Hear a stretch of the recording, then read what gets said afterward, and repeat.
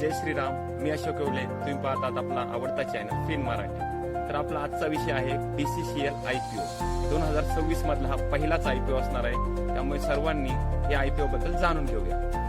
IPOचं नाव आहे BCCL, Bharat Coking Coal Limited. तर ही कोल इंडियाची सबसिशियरी कंपनी आहे. तर आता आपण IPO संदर्भात इम्पॉर्टंट डेट्स पाहून घेऊयात. ओपन होतोय IPO आपला 9 जानेवारीला. IPO क्लोज होतोय 13 जानेवारी 2026. अलॉटमेंट असणारे 14 जानेवारी 2026 आणि लिस्टिंग असणारी 15 जानेवारी 2026. यासाठी आपल्याला गुंतवणूक किती करावी लागेल? तर प्राइस बँड आहे 21 ते 23 रुपये प्रति शेअर.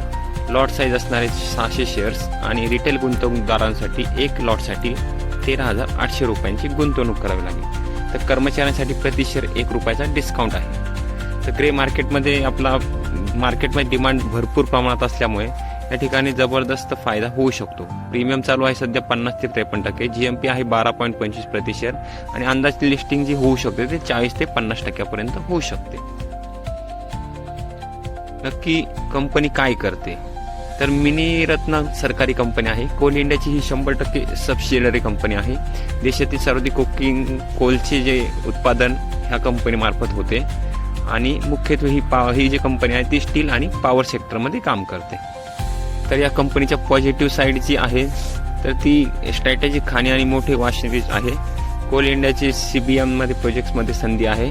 निगेटिव्हमध्ये जर पाहिलं तर कोल इंडियावर सर्वाधिक डिपेंड कंपनी आहे आणि इम्पोर्ट पॅरिटी आणि कंत्राटदारांशी संबंधित असल्यामुळे या ठिकाणी रिस्क थोडीशी जास्त आहे.